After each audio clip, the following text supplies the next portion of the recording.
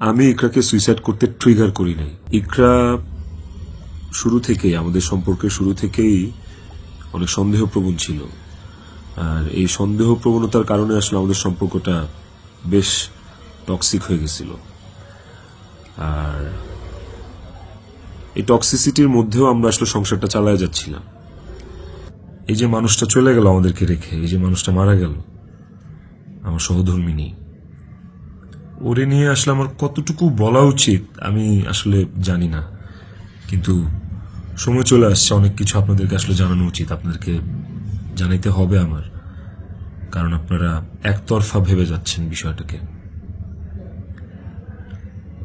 ওর কিছু বদভ্যাস ছিল, ওর জেনুইন কিছু বদভ্যাস ছিল যেগুলো আসলে ওকে আরো ক্রেজি করে ফেলছে, যেগুলো ওকে আরো এমনি তো বাইরের মানুষ থেকে ট্রিগার্ড হইতো, ওই জিনিসগুলো ওকে আরো পেয়ে বসতো আর কি। এই বিষয়গুলো আসলে আমি জাস্ট মুখের কথা বলতেছি না, আমার কাছে প্রমাণ আছে। ইভেন আমি আপনাদেরকে এগুলো সব শেয়ার করব পরের ভিডিওতে উইথ ডকুমেন্টস জানো। ইকরা ট্রিগার্ড হইছে, কিন্তু সেটা আমি করি নাই। ইকরা ট্রিগার্ড হইছে আমারই কিছু ভাই ব্রাদার, কিছু কাছের মানুষ, যারা ওর আমার দুইজনেরই কমন সার্কেল, যাদের সাথে ইকরার আমি দুইজনই খুব ইন্টিমেট ছিলাম। ওরা ডে বাই ডে ওকে ট্রিগার করে করে আজকে এই জায়গায় নিয়ে আসছিল। এবং এই মানুষগুলা তো থার্ড পার্সন আমার জীবনে।